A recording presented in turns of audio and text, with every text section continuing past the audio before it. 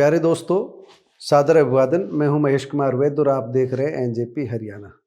दोस्तों, हरियाणा में राज्यसभा की 2 सीटों के लिए चुनाव होने हैं। 5 मार्च को नामांकन की अंतिम तिथि है और 16 मार्च को चुनाव होने हैं।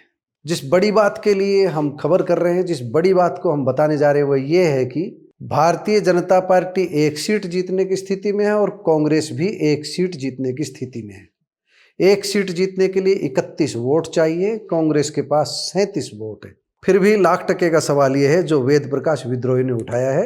कांग्रेस के पुराने नेता हैं, कांग्रेस के प्रदेश प्रवक्ता भी रहे हैं और आजकल ग्रामीण भारत के अध्यक्ष की हैसियत से सरकार को खरी खरी सुनाते हैं। जो विद्रोही ने बात कही है वो लाख टके की है और उस बात को केंद्रित रख कर ही हम आज ये खबर सुना रहे हैं आपको, ये स्टोरी आपको बता रहे हैं। विद्रोही ने कहा है वो शून्य जैसा है। विद्रोही ने कहा कि हरियाणा कांग्रेस के 37 विधायक होने पर भी भाजपा 2 राज्यसभा सीटों के चुनाव में केवल 1 सीट पर चुनाव जीतने की स्थिति में। ठीक बात है, फिर भी बीजेपी दोनों सीटों पर उम्मीदवार उतारने का जुमला क्यों उछाल रही है?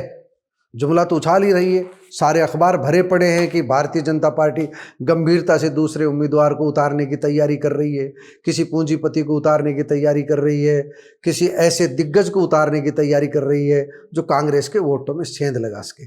तो विद्रोही ने सवाल उठाया है कि कांग्रेस को इस पर गंभीरता से आत्ममंथन की जरूरत है कि आखिर बीजेपी दोनों सीटों पर उम्मीदवार उतारने का जुमला क्यों उछाल रही है।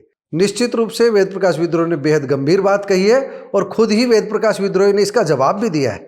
विद्रोही ने कहा कि नेताओं की गुटबाजी, अपनी अपनी डफली, अपना अपना राग के चलते ही भाजपा ऐसी हिम्मत कर पा रही है, ऐसी हिमाकत कर पा रही है। संगठन सृजन अभियान के लगभग 9 महीने बाद भी आज तक हरियाणा कांग्रेस के नेता अपनी एकजुटता क्यों नहीं दिखा पाए, इसी को लेकर के विद्रोही ने कटाक्ष किया है ये और भारतीय जनता पार्टी जो जुमले उछाल रही है उस पर सवाल उठाया है और सीधे सीधे कह दिया है कि कांग्रेस नेतृत्व को इसको गंभीरता से लेकर कोई एक्शन लेना चाहिए, कांग्रेस नेतृत्व को इसको लेकर के गंभीरता दिखानी चाहिए। पंचों की बात सिर माथे पर, पतनाला वहीं गिरेगा।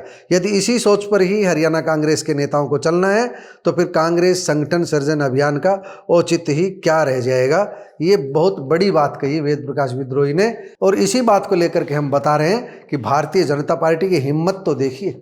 37 वोट कांग्रेस की मुट्ठी में है, 37 विधायक कांग्रेस के अपने हैं, फिर भी भारतीय जनता पार्टी दूसरा उम्मीदवार उतारने की चेष्टा कर रही है। तो इसके पीछे कहीं न कहीं कांग्रेस के कुनबे की फूट जिम्मेदार है। हम ये कह सकते हैं कि भाजपा अति उत्साह में जुमलेबाजी करके कांग्रेस के भीतर हलचल मचाना चाहती है, संदेश देना चाहती है कि हरियाणा में कांग्रेस भारी गुटबाजी में बटी हुई है। हम आपको बता दें कि गुटबाजी के बावजूद हमारी अपनी राय है, हम गलत हो सकते हैं। हमने कभी ये दावा नहीं किया कि हमारी 100% भविष्यवाणी सही निकलेगी, हमारा अनुमान सही निकलेगा। हम 100% दावा कभी नहीं करते कि हम ही सही है, लेकिन हम अपना अनुमान व्यक्त कर रहे हैं कि दूर दूर तक भी भारतीय जनता पार्टी की दूसरी सीट जीतने की संभावना नहीं है। ये हमारी राय है, एनजेपी हरियाणा की राय है। हमारी राय गलत हो सकती है। भारतीय जनता पार्टी अपनी तिकड़मबाजी से हमें झूठा सिद्ध कर सकती है और दूसरी सीट जीत सकती है। हमें नहीं लगता। हम जो दूसरे साथी कह रहे हैं ऐसा, उनकी बात को कह रहे हैं कि ऐसा हो सकता है। हमारी नज़र में नहीं हो रहा, हम बिल्कुल साफ कह रहे हैं, क्योंकि संख्या बल के हिसाब से कांग्रेस बिल्कुल कंफर्ट जोन में है, बिल्कुल ऐसे जोन में है जहां पर हार की संभावना दूर दूर तक नहीं है। केवल एक ही ऐसी आशंका है जिसके चलते कांग्रेस हार सकती है, वह आशंका है भूपेंद्र सिंह हुड्डा के कतई विरोधी को टिकट दे देना। यानी कि भूपेंद्र सिंह हुड्डा जिसको कतई फूटी आंख भी नहीं चाहते और कांग्रेस हाईकमान अगर उसे राज्यसभा के मैदान में उतार दे तो भूपेंद्र सिंह हुड्डा के कुछ साथी बगावत कर सकते हैं। अब एक बार हम आपको संख्या बल बता देते हैं कौन कितने पानी में है। दोस्तों, हरियाणा में विधानसभा के कुल 90 सदस्य हैं, इस हिसाब से 90 वोटर हुए और 1 सीट जीतने के लिए 31 वोट चाहिए। इसका फार्मूला हम पहले कई बार बता चुके हैं, 30+1 यानी 1/3 + 1, इस तरह का फार्मूला है राज्यसभा चुनाव जीतने के लिए। इस हिसाब से भारतीय जनता पार्टी को 31 और कांग्रेस को 31 वोट चाहिए। दोनों के पास 31 वोटों से ज़्यादा की पोटली है। भारतीय जनता पार्टी के 48 विधायक हैं, कांग्रेस के पास 37 है। दोनों अपना एक एक कैंडिडेट आराम से जिता लेंगे, ऐसी संभावना है। होगा भी यही जहां तक हमारा अनुमान है। लेकिन भारतीय जनता पार्टी के पक्ष में जिस तरह की रिपोर्ट्स मीडिया में आ रही है उससे कहीं ना कहीं कुछ बड़ी हलचल तो जरूर नजर आ रही है, या भारतीय जनता पार्टी कांग्रेसियों को डरा रही है। भारतीय जनता पार्टी को माने तो एक लंबी लाइन जो है वो खड़ी कर दी गई है। यहां तक कहा जा रहा है कि भारतीय जनता पार्टी राज्यसभा सदस्य सुभाष चंद्रा को भी मैदान में उतार सकती है। सुभाष चंद्रा ज़्यादा सक्रिय हैं। गुलाब चंद सैनी का नया नाम लिया जा रहा है। इसके अलावा कैप्टन अभिमन्यु के चुनाव लड़ने की बातें भी की जा रही है, लेकिन कैप्टन अभिमन्यु अगर चुनाव लड़ेंगे तो पहली वरीयता का चुनाव ही लड़ेंगे, दूसरी सीट के लिए चुनाव नहीं लड़ेंगे। हिसार के उद्योगपति जो दुबई में रह रहे हैं, अशोक मंगालीवाला, उनका नाम भी आ रहा है, और रोहतक के जाट नेता सतीश नांदल का नाम भी लिया जा रहा है। आम आदमी पार्टी के प्रदेश अध्यक्ष डॉक्टर सुशील गुप्ता पर भी भाजपा दांव खेल सकती है। लोकहित पार्टी के अध्यक्ष गोपाल कांडा को भी पार्टी चुनाव लड़ाने के लिए तैयार कर सकती है। भाजपा में उद्योगपति वसंत कुमार बंसल के नाम की भी चर्चा है। ये हम मीडिया के जो रिपोर्ट्स आ रही है उनके आधार पर कह रहे हैं, अपना अनुमान हम पहले ही बता चुके हैं।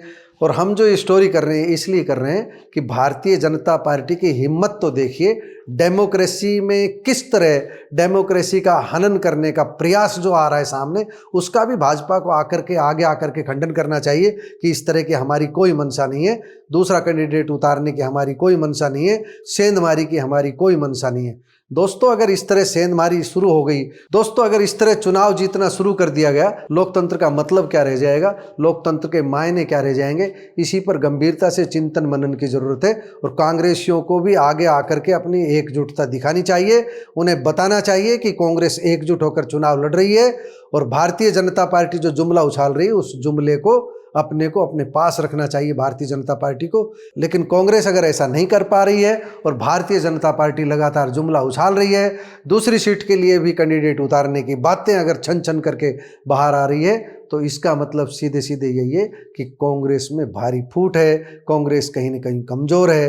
कांग्रेस को अपना कुनबा मजबूत करना होगा, कांग्रेस को अपना संगठन मजबूत करना होगा, तभी इस तरह की खबरें रुकेगी और तभी इस तरह की खबर बनाने वालों के मुंह पर तमाचा लगेगा।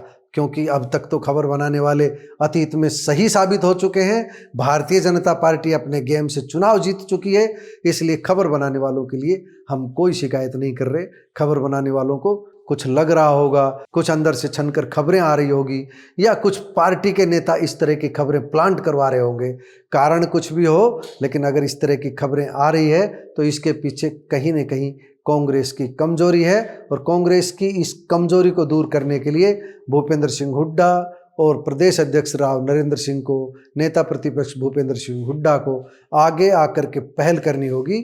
उन लोगों को आंख दिखानी होगी जिनकी वजह से ऐसी खबरें आ रही है, और सीधे सीधे ये कहना होगा कि राज्यसभा में कांग्रेस वही करेगी जो कांग्रेस हाईकमान कहेगा, और जो कांग्रेस हाईकमान से दिशा निर्देश मिलेगा, और उसी के अनुरूप प्रदेश कांग्रेस अपना आचरण करेगी। तब जाकर के कांग्रेस भाजपा को जवाब दे सकती है।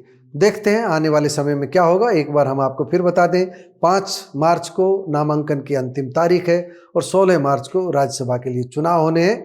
तो सदन में हम देखें तो भाजपा के विधायकों की संख्या 48 है। 3 निर्दलीय विधायकों का समर्थन भी भाजपा के साथ है, और इनेलो के जो 2 सदस्य हैं, 2 विधायक हैं, उनको लेकर के हम कह सकते हैं कि वो कांग्रेस के साथ नहीं जाएंगे। लेकिन हमें ऐसा लगता है कि वे भारतीय जनता पार्टी के साथ भी नहीं जाएंगे। अब सारे गणित को हम समझें तो भारतीय जनता पार्टी का पहली वरीयता का 31 वोटों के बाद में भारतीय जनता पार्टी को दूसरी सीट के लिए भी 31 वोटों की जरूरत पड़े, और भारतीय जनता पार्टी के पास 31 वोट पहले उम्मीदवार को जाने के बाद जो वोट बचेंगे, 48 में से जब हम 31 वोट घटा देंगे तो 17 वोटों की भारतीय जनता पार्टी को दूसरी सीट जीतने के लिए ज़रूरत पड़ेगी। इन 17 में हम 3 निर्दलीय दे देते हैं तो 14 बचते हैं। इनेलो के 2 और 3 निर्दलीय मिल भी जाएं तो भारतीय जनता पार्टी के पास 31 वोटों के बाद 17 विधायक बचते हैं अपने जो है। तो 17 और 5 22 विधायक होते हैं, 22 वोट मिलते हैं। जीत के लिए 31 वोटों की ज़रूरत है, यानी कि 9 वोट और पार्टी को चाहिए।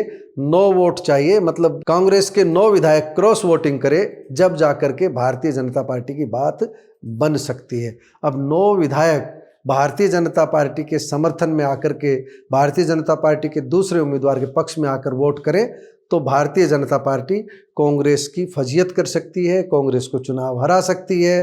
अब देखना यह है कि 16 मार्च को परिणाम क्या रहेगा, लेकिन जिस तरह की खबरें आ रही है वह कांग्रेस के लिए शुभ संकेत नहीं है और लोकतंत्र के लिए भी शुभ संकेत नहीं है।